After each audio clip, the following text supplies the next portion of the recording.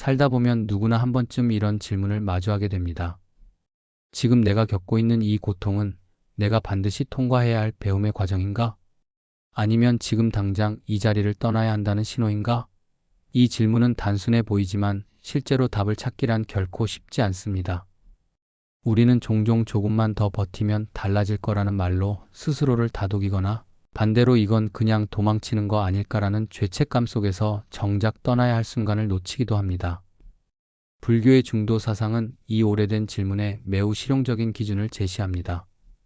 중도란 극단을 피하는 지혜입니다. 무조건 견디는 것도 무조건 떠나는 것도 정답이 아닙니다. 핵심은 단 하나입니다. 지금 이 상황이 나를 살리고 있는가? 아니면 나를 소진시키고 있는가? 오늘은 그 구분을 위한 7가지 실제 기준을 함께 살펴보겠습니다. 모든 배움에는 고통이 따릅니다. 이것은 누구도 부정할 수 없는 사실입니다. 새로운 것을 익힐 때의 낯설, 익숙한 것을 내려놓을 때의 두려움, 나의 한계를 직면할 때의 부끄러움, 이 모든 것이 배움의 과정에 자연스럽게 따라옵니다. 그렇기 때문에 많은 사람들이 혼란에 빠집니다. 고통스럽다는 사실 하나만으로는 지금 내가 성장하고 있는지 아니면 소진되고 있는지를 구분할 수 없기 때문입니다. 그렇다면 무엇을 보아야 할까요?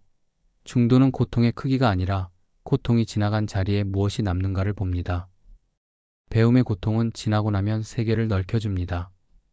힘들고 버거웠던 시간이 지나고 나면 타인을 바라보는 시선이 조금 더 깊어져 있습니다. 전에는 이해할 수 없었던 누군가의 행동이 어느 순간 납득이 되고 단순하게만 보이던 현실이 훨씬 입체적으로 다가옵니다. 무엇보다 중요한 것은 그 모든 과정에서 나 자신을 잃지 않는다는 점입니다. 고통스럽더라도 나는 여전히 나입니다. 내가 무엇을 소중히 여기는지, 무엇을 원하는지, 어떤 사람이 되고 싶은지 그 감각이 흔들리더라도 완전히 사라지지는 않습니다. 이것이 배움의 고통이 남기는 흔적입니다.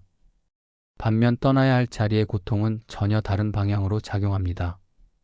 시간이 지날수록 세계가 좁아집니다.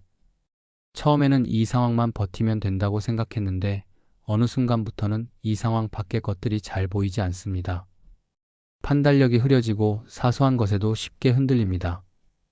가장 결정적인 신호는 내가 아닌 느낌입니다.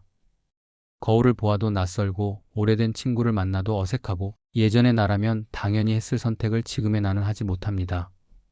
나 자신이 서서히 지워지고 있는 것입니다. 이것은 배움이 아닙니다. 이것은 환경이 나를 소진시키고 있다는 분명한 신호입니다. 확장이냐 수축이냐 중도의 첫 번째 기준은 바로 여기에 있습니다. 사람은 힘든 상황에 놓이면 반드시 질문을 하게 됩니다.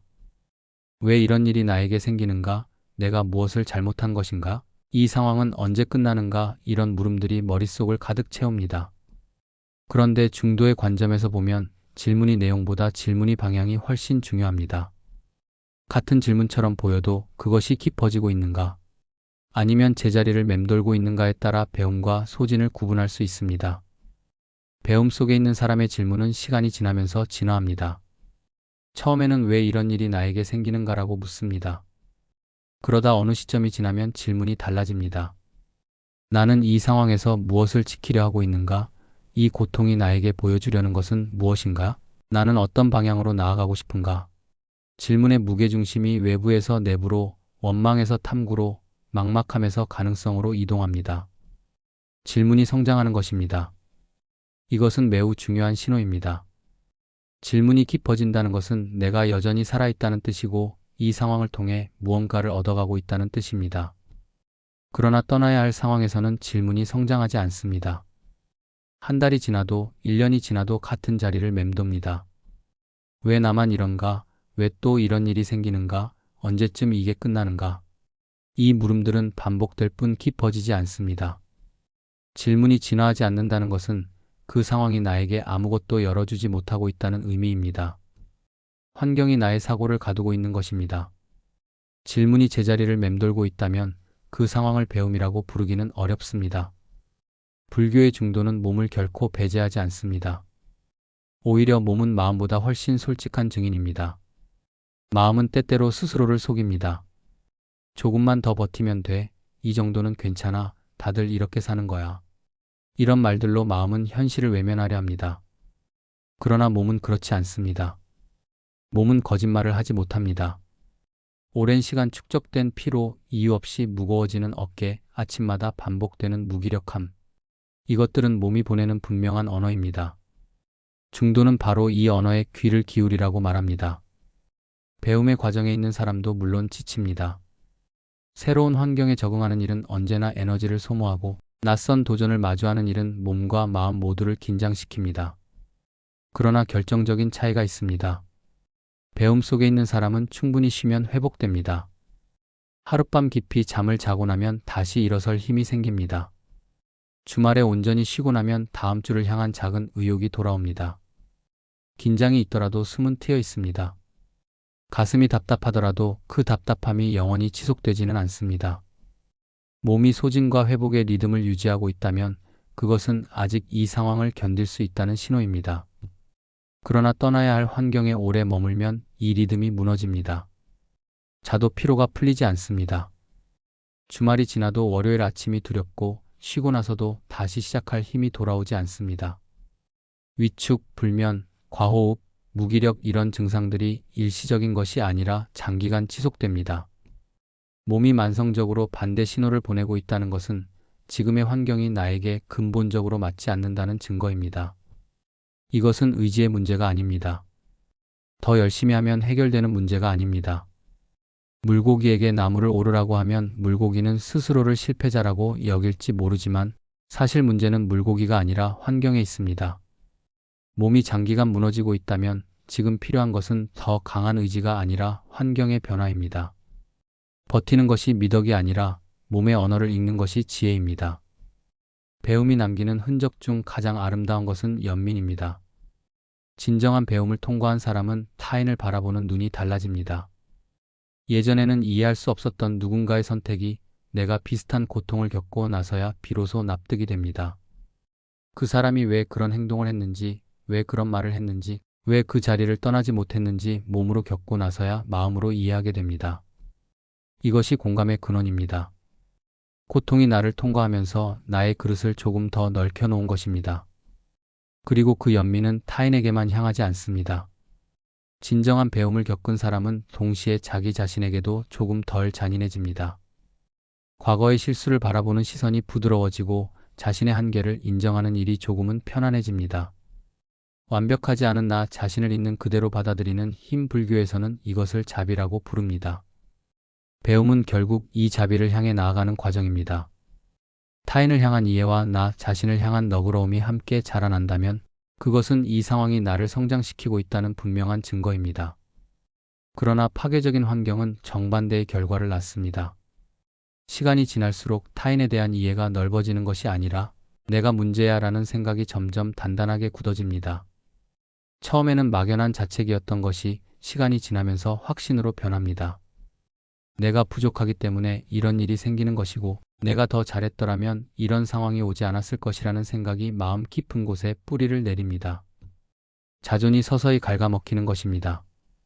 이 과정은 대부분 천천히 눈에 띄지 않게 진행되기 때문에 더욱 위험합니다. 어느 날 문득 고개를 들어보면 예전의 나라면 당연히 가졌을 자신감이 사라져 있고 예전의 나라면 당연히 했을 말을 지금의 나는 하지 못하고 있습니다. 자기 혐오는 배움이 아닙니다. 그것은 환경이 나를 무너뜨리고 있다는 가장 조용하고도 위험한 신호입니다. 배움은 자비를 낳고 파괴는 자기 공격을 낳습니다. 지금 내 안에서 어느 쪽이 자라나고 있는지를 솔직하게 들여다보는 것, 그것이 중도가 우리에게 요청하는 용기입니다. 배움의 한가운데에 있을 때는 분명히 힘듭니다. 앞길이 보이지 않고 무엇이 옳은지 판단하기 어렵고 내가 제대로 가고 있는 것인지조차 확신하기 어렵습니다. 그러나 배움 속에 있는 사람은 그 어려움 속에서도 한 가지 감각을 잃지 않습니다. 다른 길도 있다는 감각입니다. 지금 당장 그 길이 명확하게 보이지 않더라도 가능성이 완전히 닫혀 있다는 느낌은 들지 않습니다. 이 상황이 끝나면 무언가 달라질 수 있다는 희미한 여백이 마음 한편에 남아 있습니다. 중도는 항상 이 여백을 남깁니다. 완전히 막혀있는 길이란 없다는 것, 그것이 중도의 근본적인 시각입니다. 반면 떠나야 할 환경에 오래 머물다 보면 사고가 점점 좁아지고 굳어집니다. 여기 아니면 끝이다라는 생각이 서서히 마음을 지배하기 시작합니다. 처음에는 하나의 선택지였던 것이 어느 순간 유일한 선택지가 되어 버립니다. 다른 가능성을 상상하는 것 자체가 어려워지고 극단적인 결론만이 머릿속을 채웁니다. 이것은 의지의 문제도 상상력의 문제도 아닙니다. 환경이 나의 사고 자체를 서서히 가두어 온 결과입니다. 마치 오랫동안 좁은 공간에 갇혀 있으면 넓은 세상이 있다는 사실조차 잊게 되는 것처럼 파괴적인 환경은 나의 인식 범위 자체를 줄여놓습니다. 선택지가 사라지고 있다는 감각이 든다면 그것은 내가 나약해서가 아닙니다. 그것은 지금 있는 자리가 나의 세계를 조이고 있다는 신호입니다. 중도는 이 순간 분명하게 말합니다. 선택지가 사라지는 방향은 배움이 아니라고. 좋은 배움에는 한 가지 공통점이 있습니다.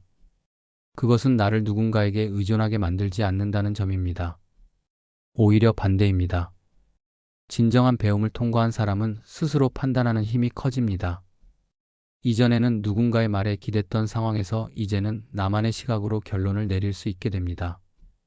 나만의 기준이 생기고 나만의 언어로 세상을 해석하는 힘이 단단해집니다. 스승이 있다면 좋은 스승은 결국 제자를 자신으로부터 독립시킵니다. 경험이 있다면 좋은 경험은 결국 나를 나답게 세워줍니다. 배움이 남긴 자리에는 더 선명해진 나 자신이 있어야 합니다. 그러나 떠나야 할 상황은 정반대의 방향으로 작용합니다. 시간이 지날수록 스스로 판단하는 힘이 생기는 것이 아니라 오히려 타인의 시선에 더 민감해집니다. 눈치가 늘어나고 내 생각을 말하기 전에 먼저 상대방의 반응을 계산하게 됩니다. 스스로 결정을 내리는 일이 점점 불안해지고 누군가 대신 답을 내려주기를 기다리게 됩니다. 나만 점점 작아지는 느낌, 이것이 핵심입니다. 주변 사람들은 그대로인데 유독 나만 위축되고 나만 말을 잃어가고 나만 존재감이 흐려진다면 그 환경이 나를 지워가고 있는 것입니다. 배움은 주체를 강화합니다. 나를 더 나답게 만들어주는 것이 진정한 배움이고 나를 서서히 지워나가는 것은 배움이 아니라 소멸입니다. 지금 이 경험을 통해 나는 더 선명해지고 있는가? 아니면 더 흐려지고 있는가? 그 질문 하나만으로도 충분합니다. 이 마지막 질문이 어쩌면 가장 현실적입니다. 앞서 살펴본 6가지 기준들이 다소 추상적으로 느껴질 수 있다면 이 질문은 지금 당장 스스로에게 던져볼 수 있는 가장 직접적인 물음입니다. 잠시 눈을 감고 상상해 보십시오. 지금 이 자리를 떠나는 장면을 머릿속에 그려보는 것입니다. 더 이상 이 상황에 묶여있지 않아도 된다고, 이제 이 자리에서 걸어나가도 된다고 스스로에게 말해 보십시오. 그 순간 몸에서 어떤 반응이 일어납니까? 숨이 조금이라도 편안해집니까? 가슴을 짓누르던 무게가 조금이라도 가벼워지는 느낌이 옵니까? 반대로 남아있는 상상을 해보십시오. 앞으로도 계속 이 자리에 머물러야 한다고 생각할 때 몸이 더 무거워집니까? 이 2가지 감각은 단순한 기분이 아닙니다. 오랜 시간 쌓여온 몸과 마음의 솔직한 대답입니다. 중도는 의무보다 생존을 우선합니다. 남아야 한다는 당위, 떠나면 안 된다는 책임감, 여기까지 왔는데 포기하면 안 된다는 집착, 이 모든 것들이 때로는 나를 살리는 것이 아니라 가두는 것이 됩니다. 죄책감은 중요한 감각이지만 죄책감이 전부여서는 안 됩니다. 떠나는 상상을 했을 때 죄책감보다 안도감이 더 크게 밀려온다면 그것은 내 안의 가장 깊은 곳에서 보내는 신호입니다. 중도는 그 신호를 외면하지 말라고 말합니다. 7가지 기준을 모두 살펴보았습니다. 확장과 수축, 질문의 진화, 몸의 회복, 연민의 성장, 선택지의 여백, 주체의 강화, 그리고 몸이 보내는 솔직한 신호까지. 이 모든 것을 하나의 문장으로 압축하면 이렇습니다.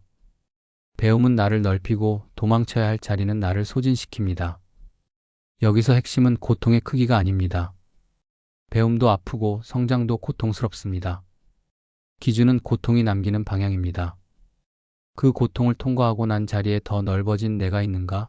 아니면 더 작아진 내가 남아있는가? 그것이 전부입니다.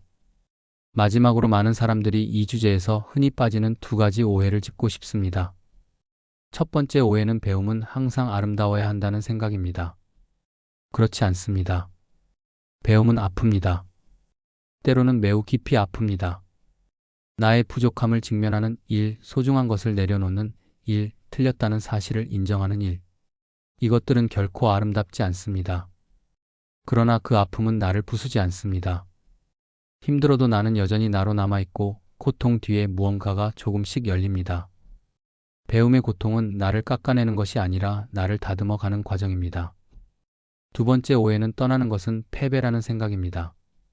우리 사회는 오래 버티는 것을 미덕으로 여기는 경향이 있습니다. 그러나 중도의 관점에서 떠나는 것은 도망이 아닙니다. 그것도 하나의 지혜입니다.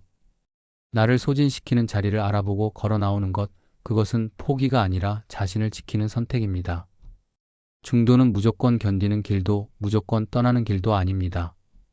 지금 이 상황이 나를 살리고 있는가를 끊임없이 물으면서 그 답에 따라 용기 있게 선택하는 것, 그것이 중도가 우리에게 가르쳐주는 가장 실용적인 지혜입니다.